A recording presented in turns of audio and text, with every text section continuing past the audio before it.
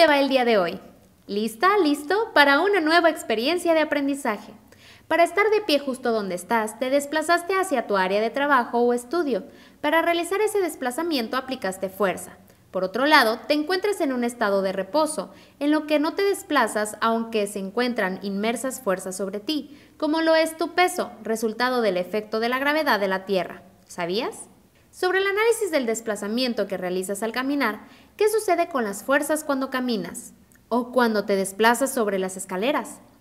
En este último caso, el vector resultante es una diagonal. Por ejemplo, nos cuesta más trabajo cuando subimos escaleras estrechas y altas, es distinto a escaleras anchas y bajas, pues el esfuerzo sentimos que es menor, pero finalmente el resultado será el mismo.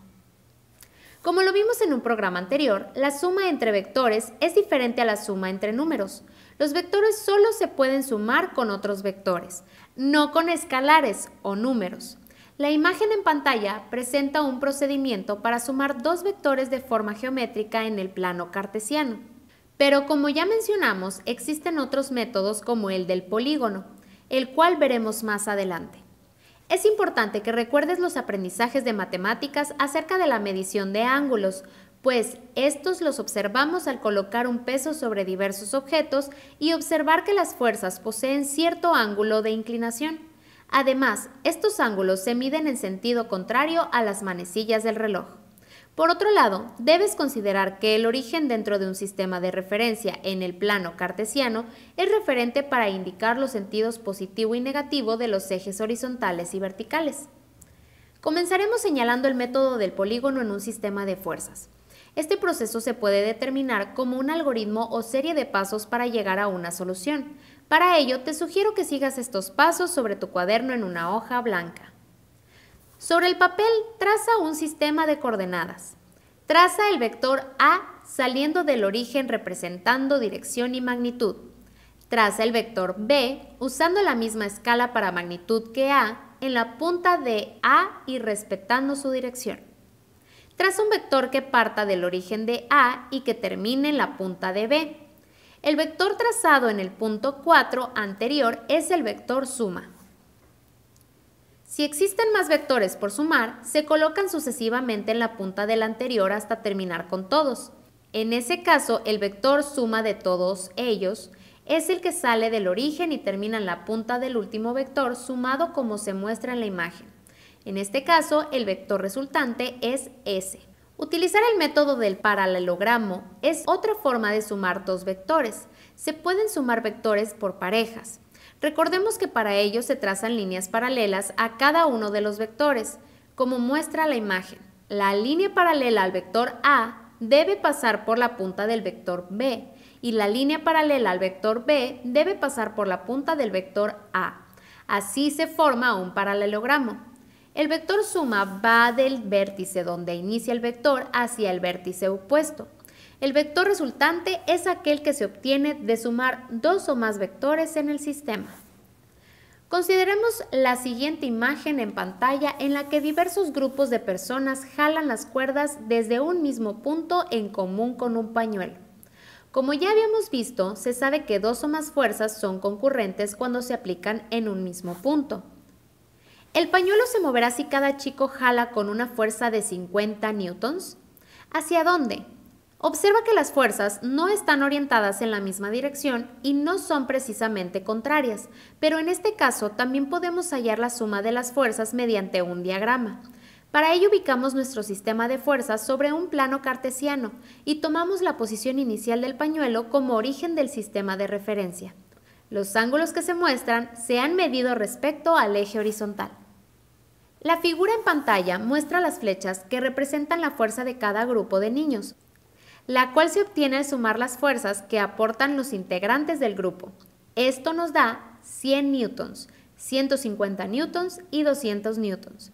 Recuerda que todas las flechas se dibujan con la misma escala, de modo que la longitud de cada una indica la magnitud de la fuerza que representa. ¿Cómo sumamos estas fuerzas?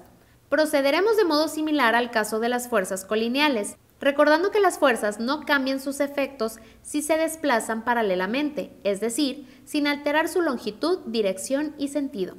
Dejamos fija la flecha que representa la fuerza F1 igual a 200 newtons y desplazamos las otras dos flechas de manera que una inicie donde termina la anterior, como muestra la imagen. La flecha que va del inicio de F1 hasta la punta de F3 representa la fuerza resultante, Fr. Dado que esta fuerza no es cero, podemos concluir que el pañuelo se moverá en la dirección y sentido de la fuerza resultante. Al medir con una regla y un transportador sobre el diagrama inicial, encontramos aproximadamente que Fr igual a 150 newtons y forma un ángulo de 11 grados por debajo del lado positivo del eje horizontal. Podemos decir que el movimiento del pañuelo sería el mismo si solo se aplicara una fuerza de 150 newtons en un ángulo de 11 grados por debajo del sentido positivo del eje horizontal. Cuando un cuerpo se encuentra en reposo, es decir, sin movimiento, significa que el resultado de la suma de fuerzas que actúan sobre él es igual a cero, se anulan mutuamente. Y si usamos el método del polígono para sumarlas, podemos ver que la fuerza resultante es nula, es decir, el inicio de la primera flecha y la punta de la última coinciden en el mismo punto. Cuando este sucede, se dice que las fuerzas están en equilibrio. Cuando se despega un cohete espacial, está sujeto a diferentes fuerzas que van cambiando a lo largo de su recorrido. Al despegar, los cohetes aplican una fuerza hacia arriba, mientras que el peso ejerce una fuerza hacia abajo. Si el cohete se inclina, la fuerza ya no será vertical. Para predecir lo que pasará, es necesario hacer sumas vectoriales de fuerzas. ¿Cuántos vectores se pueden considerar en la figura si se toma en cuenta la resistencia del aire? ¿Cómo sería el vector resultante sobre el cohete? Cuando dos o más fuerzas actúan sobre un cuerpo, puede encontrarse la fuerza resultante sumando vectorialmente las fuerzas. Una sola fuerza con la magnitud y dirección de la fuerza resultante tiene el mismo efecto sobre el cuerpo que todas las fuerzas individuales juntas. A la suma de todas las fuerzas que actúan sobre un objeto se le llama fuerza resultante o fuerza neta. Cuando la fuerza resultante aplicada sobre un cuerpo es cero, se produce el mismo efecto que cuando no se aplica ninguna fuerza, el objeto no cambia su estado de movimiento. En particular, si el cuerpo no está en movimiento, es decir, su velocidad es cero, entonces permanecerá en ese estado al que llamaremos reposo. Se puede concluir que si un objeto se encuentra en reposo, la fuerza resultante sobre él es cero. Hasta el momento has visto lo que sucede si un objeto está en reposo. Sin embargo, aún hay muchas preguntas por responder. Por ejemplo, ¿cómo se mueve un objeto sujeto a una fuerza resultante diferente de cero? Los vectores pueden representar fuerzas, desplazamientos, velocidades, entre otras cantidades físicas. Pero es importante recordar que no es posible sumar cualquier tipo de vector con otro, es decir, no se puede sumar una fuerza a una velocidad. En los siguientes programas veremos cómo realizar la suma de vectores de otros objetos en movimiento mediante diversos sistemas. Muchas gracias. Hasta pronto.